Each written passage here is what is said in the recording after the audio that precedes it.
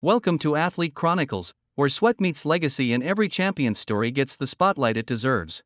Today we are talking about Kobe Bryant. Kobe Bean Bryant's story is one of a young prodigy's dream transformed into a legend. A tale that blends raw talent with unrelenting ambition. Born on August 23, 1978, in Philadelphia to former NBA player Joe Jellybean Bryant and Pamela Cox Bryant, Kobe was steeped in the game from infancy. His father, seeking to extend his own career, moved the family to Italy when Kobe was 6, where young Kobe absorbed both European culture and the rhythms of basketball. There, he became as fluent in Italian as he was skilled with the ball, accompanying his father's professional stops in Rieti, Reggio Calabria, Pistoia, and Reggio Emilia. After returning to the U.S., in his early teens, Bryant enrolled at Lower Merion High School in Ardmore, Pennsylvania, and burst onto the national stage. He shattered Wilt Chamberlain's Southeastern Pennsylvania scoring record, amassing 2,883 points, and earned Player of the Year honors from Gatorade, McDonald's All-American, and several other outlets in 1996. Electing to forego college altogether, he declared for the 1996 NBA draft and was selected 13th overall by the Charlotte Hornets. Yet barely hours later, he was sent to the Los Angeles Lakers in a draft day trade for Vlade Divac, positioning him with the franchise where he would spend his entire 20-year NBA career. Kobe arrived in LA as an 18-year-old phenom wearing number 8. Granted limited minutes behind established guards Eddie Jones and Nick Van Exel, he nonetheless made an early impression. That February, he wowed the NBA world with a two-handed windmill dunk that helped him win the 1997 Slam Dunk Contest, propelling him into the national spotlight. In his rookie season, he became the second youngest player to appear in an NBA game, 18 years, 72 days, and by season's end he'd earned all-rookie second-team honors. By his second season in 1997-98, Kobe had already become the youngest All-Star starter in NBA history, a fan-voted breakthrough that made him a fixture on highlight reels and conversation about the new generation of Lakers stars. Though the Lakers were still led by Shaquille O'Neal's dominance in the paint, Kobe's ambition, athleticism, and knack for big plays made him an ideal complement. The arrival of coach Phil Jackson in 1999 united the franchise's talents and set the stage for 3 straight championships from 2000 to 2002, a three-peat built on Shaq's power and Kobe's precision. The year 2003 marked a significant turning point. A sexual assault accusation was filed against Kobe. Charges were later dropped when the accuser declined to testify, and a civil suit was settled out of court. Bryant issued a public apology acknowledging that although he believed the encounter was consensual, the woman did not see it that way. Meanwhile, his on-court dominance grew. He led the league in scoring in 2006 and again in 2007. On January 22, 2006, Kobe etched his name in history with an 81-point performance against the Toronto Raptors, the second-highest single-game total in NBA history, trailing only Wilt Chamberlain's legendary 100-point game. In 2007-08, he achieved perhaps his proudest personal milestone, named NBA Most Valuable Player. Though the Lakers fell to the Boston Celtics in the finals that year, Kobe's individual brilliance was undeniable. That disappointment ignited a fury of purpose. He changed his jersey number from 8 to 24, partnered with Pau Gasol, and led the Lakers back to the NBA's summit with consecutive championships in 2009 and 2010, earning Finals MVP honors both times. In the 2010 series, he scored 23 points and grabbed 15 rebounds in Game 7 to clinch the title against the Celtics, a formidable personal triumph. Across 2 decades, Kobe evolved from precocious newcomer into storied icon. He was an 18-time All-Star, 4-time All-Star Game MVP, 15-time All-NBA selection, and 12-time All-Defensive Team member. When he retired in 2016, he was the Lakers' all-time leader in virtually every category: games played, minutes, points, three-pointers, free throws, even steals, and ranks 4th in NBA history in total regular season points with 33,643. In a fitting farewell, he dropped 60 points in his final game on April 13, 2016, a comeback victory over Utah that embodied the spirit he'd embodied throughout his career. When Kobe Bryant stepped off the hardwood for the last time in 2016, the roar of Staples Center echoed far beyond Los Angeles. His 60-point farewell wasn't just a final act, it was an exclamation point on a legacy forged through obsession, artistry, and grit. But retirement didn't signal retreat. Instead, it opened an entirely new chapter, one that revealed Kobe the thinker, the builder, the storyteller, Kobe had always been more than a player. He spoke several languages fluently, including Italian and Spanish, and had a love of storytelling that extended far beyond press conferences. Even during his playing days, He was known to devour books on leadership, strategy, and psychology, drawing inspiration from the likes of Sun Tzu's The Art of War, Paulo Coelho's The Alchemist, and even classic Disney films. His curiosity was relentless, and it translated seamlessly into his second act. In 2013, while still rehabbing from a torn Achilles tendon, he founded Kobe Inc., a company dedicated to storytelling and athletic development. He later launched Granity Studios, an award-winning multimedia content company that produced books, films, and animated series focused on the themes of perseverance, imagination, and excellence. The studio released the 2018 short film Dear Basketball, written and narrated by Bryant and based on his retirement letter published in the Players Tribune in 2015. The 6-minute animation, brought to life by Disney veteran Glenn Keane and scored by legendary composer John Williams, earned Kobe an Academy Award for Best Animated Short Film, making him the first professional athlete to win an Oscar. "I feel better than winning a championship," Kobe said on stage after accepting the award. "As a basketball player, we're really supposed to shut up and dribble. But I'm glad we do a little bit more than that." That line resonated deeply. It was a moment of reclaiming narrative, not just for himself but for athletes everywhere. Beyond film, Kobe immersed himself in youth sports. He coached his daughter Gianna's AAU basketball team, the Mambas, at the Mamba Sports Academy in Thousand Oaks, which he co-founded. The academy was a symbol of his philosophy, discipline, curiosity, fearlessness, and mastery. Kobe's vision was to instill the Mamba mentality in young athletes, a mindset of always being better today than you were yesterday. Gianna, nicknamed Gigi, was widely regarded as a rising star, fiercely competitive, graceful on the court, and deeply bonded to her father. She was often seen courtside at Lakers games, dissecting plays, emulating his gestures, and dreaming of a future in the WNBA. Kobe beamed when he spoke of her, often saying that she reminded him of himself at that age, focused, hungry, and unafraid. Tragically, on January 26, 2020, Kobe, Gianna, and 7 others, Alyssa Altobelli, Carrie Altobelli, John Altobelli, Peyton Chester, Sarah Chester, Christina Mauser, and pilot Ara Zobayan, were killed in a helicopter crash in Calabasas, California. They were en route to a basketball tournament at the Mamba Sports Academy. The Sikorsky A-76 helicopter crashed in foggy conditions, leading to a global outpouring of grief unlike anything the sports world had seen in decades. The news stunned millions. From the streets of LA to courts in China and playgrounds in Europe, murals, tributes, and spontaneous vigils exploded across cities. NBA games paused for 24-second and 8-second violations to honor the 2 numbers he wore. Celebrities, fans, world leaders, and teammates wept publicly. Michael Jordan gave a tearful eulogy at the Staples Center Memorial, calling Kobe his little brother. LeBron James, by then the face of the Lakers, vowed to carry on his legacy. What made Kobe's death so devastating was not just the magnitude of his fame, but the sense that his story wasn't done. He was only 41. He had just begun to write his next chapters, not just as an icon, but as a father, mentor, and creator. His legacy was no longer just on hardwood, but in bookshelves, animation studios, and the wide eyes of young girls who saw themselves in Gigi. In the months following the crash, tributes poured in from every corner. Nike released a special Mamba Week to honor his legacy. The Lakers, in a season interrupted by COVID-19 and inspired by Kobe's memory, went on to win the 2020 NBA championship. LeBron dedicated the victory to him, saying, "Not a day goes by when I don't think about Kobe Bryant." Vanessa Bryant, Kobe's widow, emerged as a voice of strength and dignity, honoring her husband and daughter's legacy through the Mamba Mambacita Sports Foundation. Bryant's impact on the game is measurable: 81-point games, 5 NBA titles, 18 All-Star appearances, 2 Olympic gold medals. But his cultural footprint transcends numbers. He was a global ambassador for basketball, a fierce advocate for women's sports, and a relentless student of life. Players like Jason Tatum, Devin Booker, Giannis Antetokounmpo, and Kyrie Irving have all pointed to Kobe as a mentor or source of inspiration. His influence threads through today's game like veins of gold.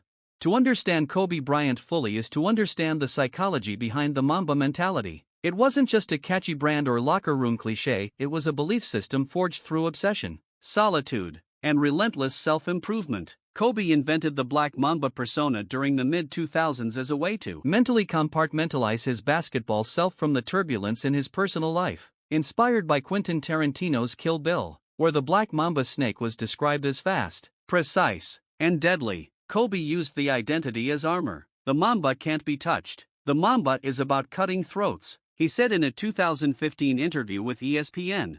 He embodied that philosophy in every waking hour. Teammates marveled and occasionally resented his intensity. While some players enjoyed downtime during road trips, Kobe often visited local gyms at midnight, launching thousands of jump shots. He was known for calling trainers at 3 a.m., challenging rookies to one-on-one matches after practices, and studying film obsessively not just of opponents, but of himself, always seeking weaknesses to erase. Chris Bosh once recalled Kobe waking him up at the 2008 Olympics to hit the gym before dawn. That was his edge, Bosh said. He never let his talent sleep. Bryant's competitive streak bordered on mythological. He once played through a ruptured Achilles tendon in 2013, calmly walking to the free throw line, knocking down both shots, then limping off the court under his own power. I made a decision to stay in the game, he later said. If I was going to walk off that court, I was going to walk off on my own terms. It wasn't about drama, it was control, the core of his ethos. But Kobe wasn't just a firebrand. In his evolution from 18 to 38, he became a teacher. Teammates like Pau Gasol, Sasha Vujasic, and Lamar Odom credit Kobe not only for elevating their games but for shaping their professional mindset. Later in life, he mentored a new wave. Jason Tatum often studied Bryant's footwork, while Devin Booker referred to Kobe as the blueprint.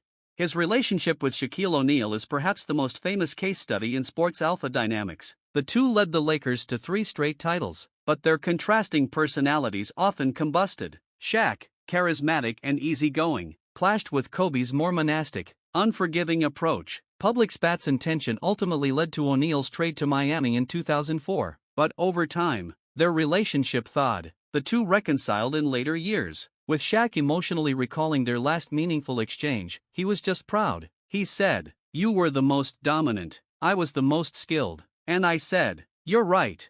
Fatherhood softened Kobe in ways basketball never could. He had 4 daughters, Natalia, Gianna, Bianca, and Capri, with his wife Vanessa. In interviews and speeches, he often talked about how being a girl dad transformed him. His bond with Gianna was especially visible. She had his scowl, his poise, and his mid-range jumper. Kobe became one of the most vocal celebrity advocates for the WNBA, often challenging the sports media to give female athletes the same respect and coverage as their male counterparts. "There's no reason a woman can't be in the NBA someday," he told CNN's Christine Brennan in 2019.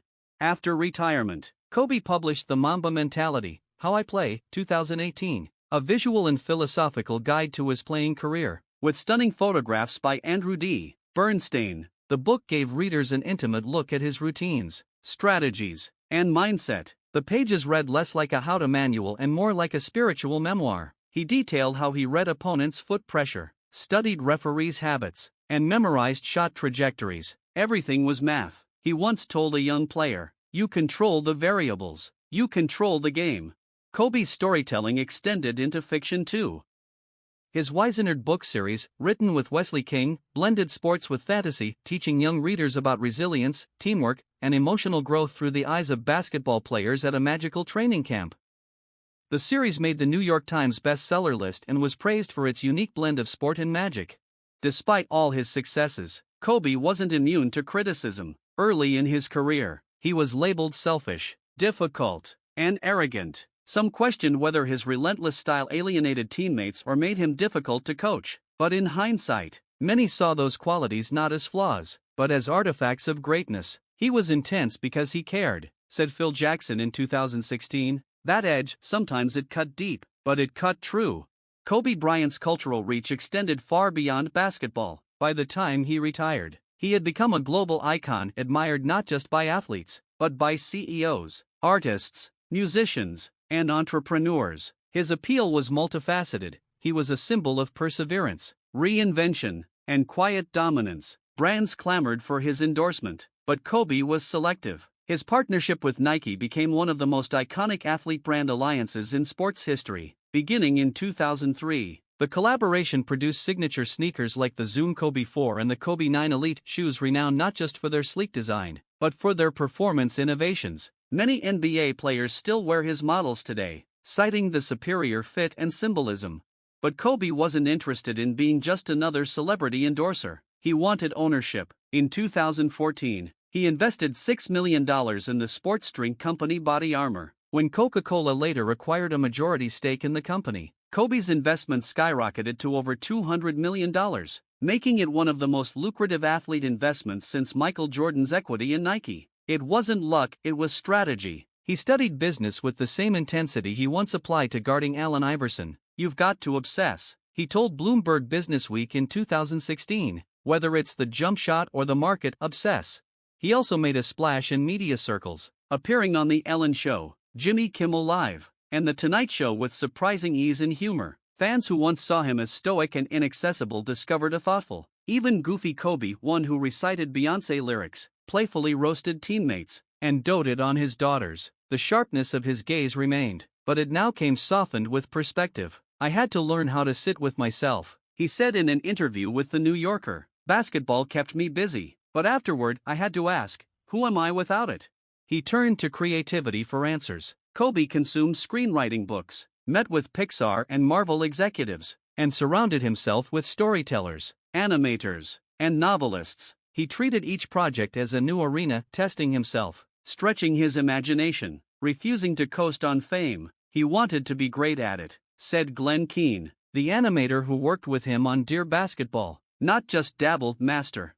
That same drive inspired how he mentored the next generation. He often gave unprompted feedback to players like Kyrie Irving, Kawhi Leonard, and even college athletes. He held private workouts with Jason Tatum, sending detailed critiques afterward. His guidance wasn't abstract, it was surgical. "Your pivot foot is sliding, tighten it," he once told a high school player during a summer clinic. "Your balance is 2 degrees off. Fix that, and you get 10 more clean looks a game."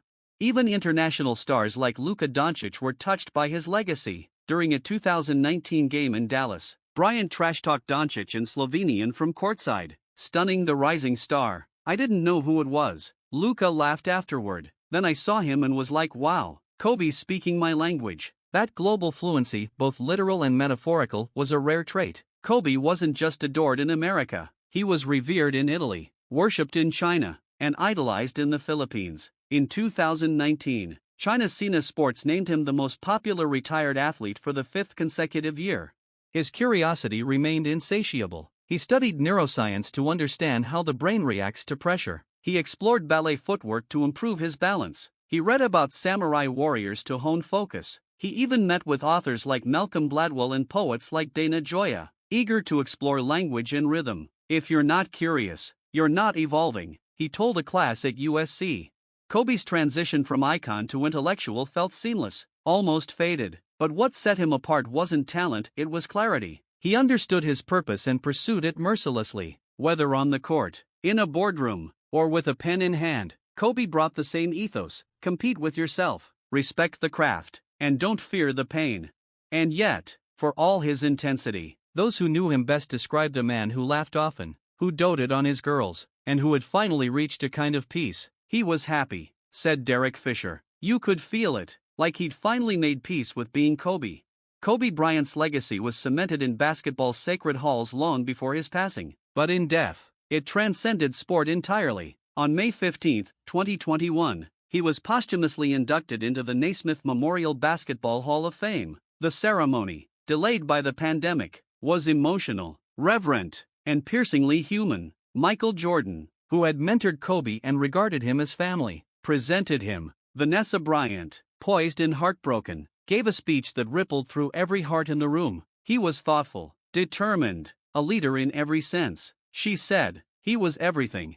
But the measure of Kobe's life cannot be fully captured in championships or ceremonies. It lives in the ethos he left behind. The Mamba mentality became more than a mindset for athletes, it became a mantra for creatives, engineers, teachers, and anyone chasing mastery. "It's not a one-time thing," he once said. "It's a lifestyle." He believed greatness wasn't inherited, it was cultivated. Through hours of invisible work when no one is watching. Through failures dissected like science. Through the audacity to return, refine, and repeat. That philosophy now echoes in countless tributes, murals, and tattoos. Street artists in Compton and Naples painted him with angel wings. Sculptors cast statues of Kobe and Gianna standing side by side, her in a basketball uniform, him with an arm around her shoulder. On playgrounds, kids still scream Kobe when they toss up a shot, not because they mimic his form, but because they inherited his fire. His influence pulses through the NBA even now. Devin Booker wears a purple armband in his honor. Jason Tatum texts his number before big games. Players still slip on Kobe's XS and 8s like armor. The Lakers retired both of his jersey numbers 8 and 24, the only player in franchise history to receive such an honor. You couldn't pick one era, said Magic Johnson. He had two. In 2020, Kobe and Gianna were buried in a private ceremony in Corona del Marche. Their loss remains a wound, but out of that grief emerged foundations, scholarships, and youth initiatives. The Mambacita Sports Foundation now sponsors programs for underserved young athletes, especially girls, championing the values Kobe and Gigi lived by: fearlessness, excellence, and joy. It is perhaps poetic that Kobe, who always demanded more of himself, inspired the world to do the same. He left us not just with memories, but with blueprints, not just inspiration, but instruction. In a world addicted to shortcuts, he reminded us that discipline is freedom, and pressure is privilege. In one of his last interviews, when asked how he wanted to be remembered, Kobe said, "I want to be remembered as someone who inspired people to be better." Just that, not just in basketball, better fathers, better leaders, better humans. If I've done that, I've done my job. By that measure, he didn't just do his job, he redefined what that job could be.